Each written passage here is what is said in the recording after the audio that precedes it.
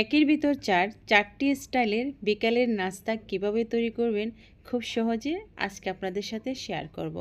Hello everyone, আসসালামু আলাইকুম। Welcome back to my channel yummy cooks পরিবারের সবাইকে স্বাগতম। যার যেটা পছন্দ সেটা খুব সহজে করে নিতে পারবেন। আজকে আমি 4 রকমের 4টি নাস্তার রেসিপি আপনাদেরকে খুব সহজে দেখিয়ে দেব। চলে এসেছে শীতকাল, আর শীতের সন্ধ্যায় যদি চায়ের আড্ডায় যদি এরকম মুচমুচে একটু ঝাল না থাকে তাহলে তো কোনো কথাই নেই। চলুন তাহলে আজকের এই মজাদার নাস্তা কী হতে পারে, কী দিয়ে আমি তৈরি করেছি। এমন নাস্তা যদি আপনি নিজে ঘরে তৈরি করেন আর সন্ধ্যার সময় বিকালবেলা একটুও বাইর হওয়া লাগবে না, বাইরে অস্বাস্থ্যকর খাবারগুলো আপনাকে খাওয়া লাগবে না।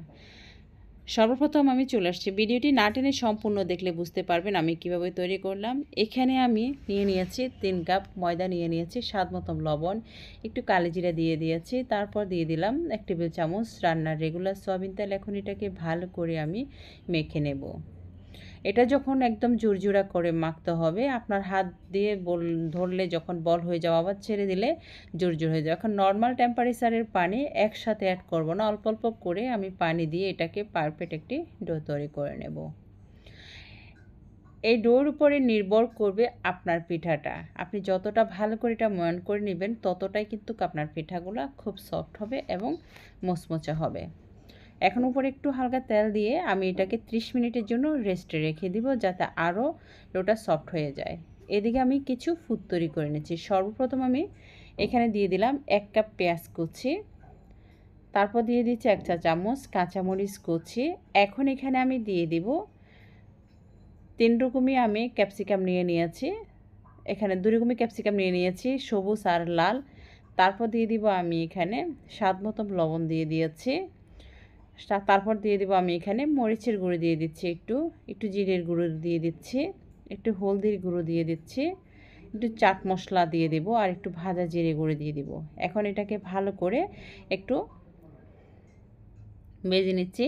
ক্যাপসিকামটাকে একেবারে অতিরিক্ত বাছতে যাবে না, তাহলে আপনার ক্যাপসিকামের কালারটা কিন্তু নষ্ট হয়ে যাবে। এদিকে বাচ্চা চাচ্ছে চিকেন দিয়ে খাবে, তো রান্না করা মাংস থেকে আমি 2টি মাংস নিয়ে একদম জোরজোড়া করে তারপর এটার সাথে মিশিয়ে নিলাম। উপরে একটু চাট মশলা দিয়ে দিয়েছি, তারপর ধনিয়া পাতা দিয়ে এটাকে ভেজে নিয়ে এখন এটাকে ঠান্ডা করতে রেখে দেব। এক সাইডে ঠান্ডা করতে রেখে দিয়েছি। এখন আবার তৈরি করব। সবার ঘরে সব সময় কিন্তু সব সময় মাংস থাকে না, আর মাংস না থাকলে যে আপনি নাস্তা খাবেন না তাতে কি হয়, চলুন তাহলে এই মজাদার নাস্তাটা ফুর্তা তৈরি করে নিচ্ছে। এখানে আমি টমেটো, গাজর, আলু দিয়ে দিলাম, তারপর দিয়ে দিয়েছি গোলমরিচ কুচি, মরিচের আর চিলি ফ্লেক্স, যেটা শুকনো মরিচকে একটু হালকা ভেজে এটাকে গুঁড়ি করে নিলে এটাকে চিলি ফ্লেক্স হয়ে যায়। তারপর স্বাদ মতো দিয়ে দিয়েছি লবণ, জিরে গুঁড়ো, ধনে গুঁড়ো, একটু সয়া সস দিয়ে দিলাম একটি ডিম তো সবার ঘরে থাকে, একটু ঝাল ঝাল করে নেবেন। তারপর দিয়ে দিলাম এখানে। এখন এটাকে ভেজে নিয়ে এখন আমি এখানে ঠান্ডা করতে দিয়ে দিলাম। এদিকে আমি আবার পুরটাকে ভালো করে একটু মথে নিচ্ছি। এখন আমি এটাকে বেলে নিচ্ছি। নেওয়ার পরে এখন আমি 2 স্টাইলের আপনাদেরকে নাস্তাটা করে দেখাচ্ছি। চলুন তাহলে প্রথম আমি করে দিচ্ছি চিকেন জাল পেটিসও বলতে পারেন, চুমুচাও বলতে পারেন, যে যেভাবে বলতে পারেন। তা আমি পেটিসের মতন করেছি, চুমুচার মতন করেছি, তাই আমি আমার মতন করেছি। আসলে মূলত আপনারা কী নামে ডাকেন সেটা অবশ্যই কমেন্টসে জানাবেন। মনে যা আসছে তাই এভাবে তৈরি করে নিচ্ছি। এভাবে করে আমি 8-10টা তৈরি করে নিলাম। এখন তৈরি করব আমি ডিমের জাল পিঠাটা। এখন এটাকে ভালো করে এভাবে বেলে নিচ্ছি। রুটিগুলো একেবারে আমরা যে নিত্যদিনের যে স্বাভাবিক সকালে রুটি খাই এটার থেকে একটু হালকা গাদলা হবে, একেবারে পাতলাও না। তো এখন এটাকে একটা ঢাকনির সাহায্যে ছোট ছোট করে কেটে নিয়েছি। তারপর এভাবে করে নারিকেল পিঠা যেভাবে তৈরি করেন এভাবে করে আপনারা নিতে পারেন, অথবা আপনারা যে কোনো সাজ দিয়েও তৈরি করতে পারেন। আমার সাজের প্রয়োজন হয়নি, আমি হাত দিয়ে তৈরি করে নিয়েছি। এভাবে আমি সব পিঠাগুলাকে এখন তৈরি করে নিলাম, আপনাদেরকে দেখাচ্ছি। আমি খুব সহজে যখন বাচ্চারা খাওয়ার জন্য সন্ধ্যা অপেক্ষা করে তখন দ্রুত এইভাবে তৈরি করে নিলে আপনারা আপনাদের পছন্দের ডিজাইন করে নিতে পারেন। বন্ধুরা, ভিডিওটিকে কোথায় থেকে দেখেছেন অবশ্যই মন্তব্য করে জানিয়ে দিবেন। যারা আমার চ্যানেলটিকে সাবস্ক্রাইব করেছেন তাদেরকে অসংখ্য ধন্যবাদ। এখন আমি ভেজে নেব। প্রথম আমি ভেজে নিচ্ছি আপনার চিকেন জাল পেটিসটা ভেজে নিচ্ছি। এটাকে মুসমুসে ভাজার জন্য আপনাকে কতক্ষণ সময় নিয়ে ভাজতে হবে। যারা আমার ফেসবুক পেজ থেকে দেখেছেন তাদেরকে অসংখ্য ধন্যবাদ। আমি ডিসক্রিপশন বক্সে লিঙ্কটি দিয়ে দিব, আপনারা আমার ফেসবুক পেজটাকে ফলো করে দেবেন। এটা ফুলকো এবং মুসমুসে করার জন্য 8 থেকে 10 মিনিট একটু ভেজে নিতে হবে। চুলার আঁচটাকে মিডিয়ামে করে দিয়ে এটাকে ভেজে নিতে হবে। তো এখন এটা ভাজা শেষ হয়ে গেছে। এখন আমি এটা পরিবেশনের জন্য ঢেলে নিচ্ছি। দেখতে পাচ্ছেন ফুলে একেবারে ডাবল হয়ে গিয়েছে।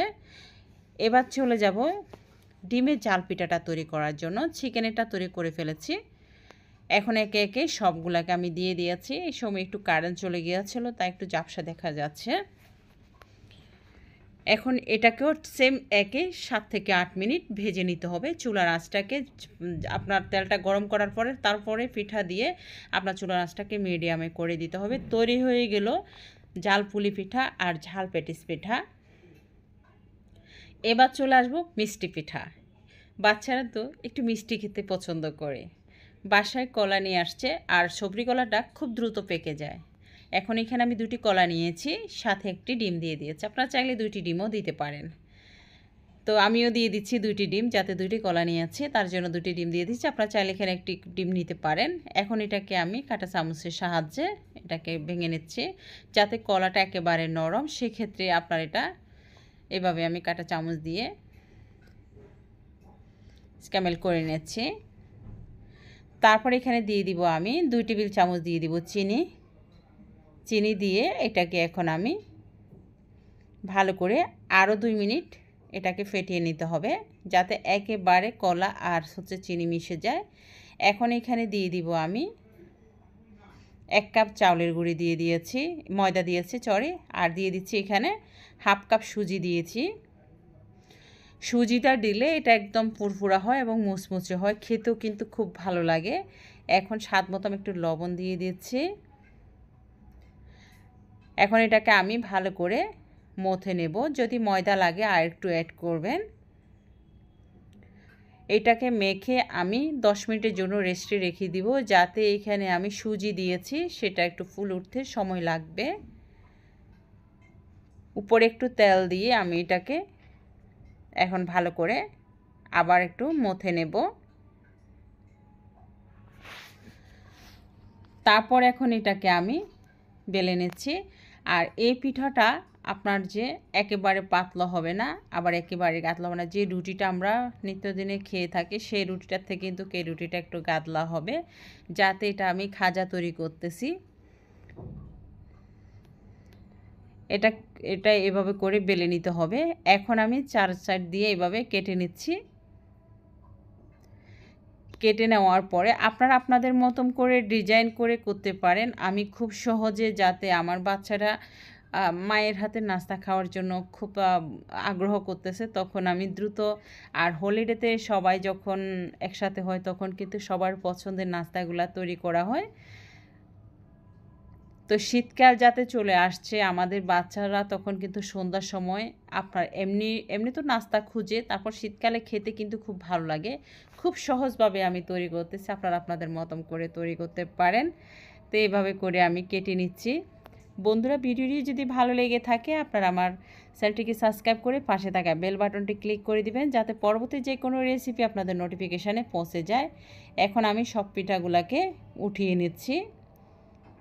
এভাবে করে আমি কেটে নিলাম। তারপর এখন এটাকে তেলটা গরম হওয়ার পরে এখন আমি দিয়ে দিচ্ছি, একটা করে সবগুলো দিয়ে দিচ্ছি। এভাবে তৈরি করে এই নাস্তাটি তো আপনার এটাও কিন্তু আপনাকে ভাজার জন্য অবশ্যই 7 থেকে 8 মিনিট একটু সময় নিয়ে ভাজতে হবে। আজান দিচ্ছে, আমি এদিকে এগুলো ছেড়ে দিচ্ছি।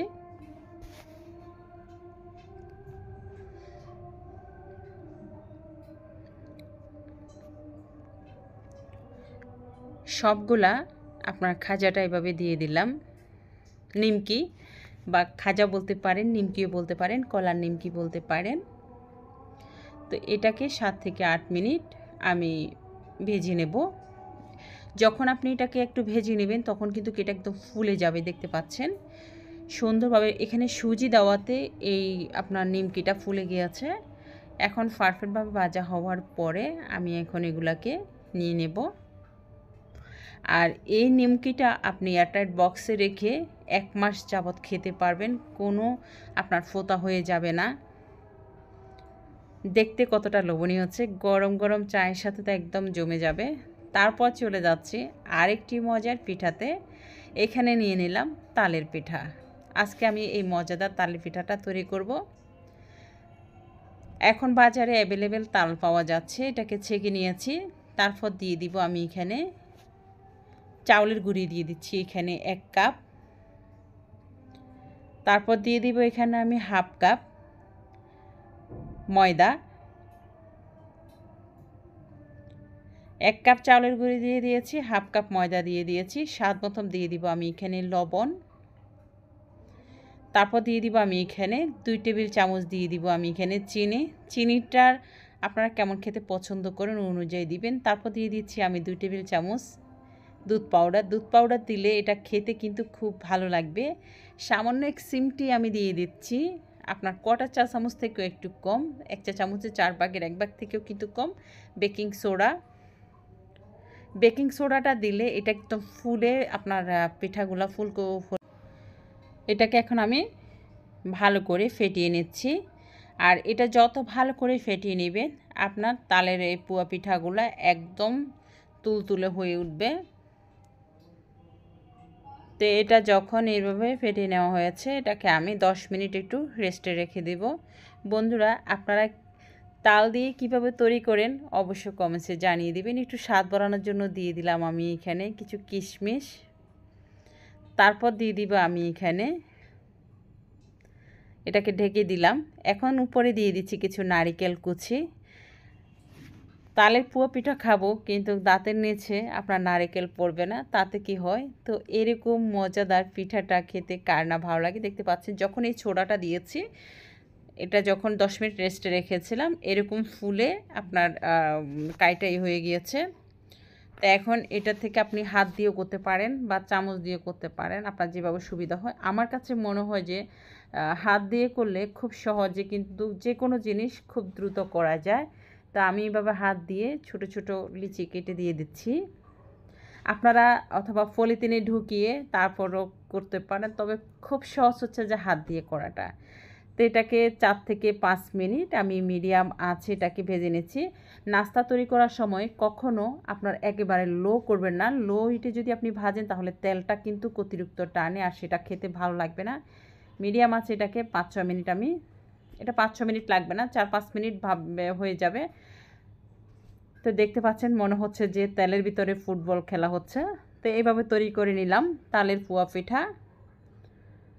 আমি একটা ভেঙে দেখাচ্ছি, একদম কি সুন্দর ভিতরে আপনার ফুসফুসা হয়েছে। ভিডিওটি যদি ভালো লেগে থাকে ফ্যামিলির সাথে শেয়ার করবেন, পরিবার পরিজনদের সাথে শেয়ার করবেন। আর আমার জন্য দোয়া করবেন, আমার চ্যানেলটিকে সাবস্ক্রাইব করে পাশে থাকবেন নিত্য নতুন যে কোনো রেসিপি পাওয়ার জন্য।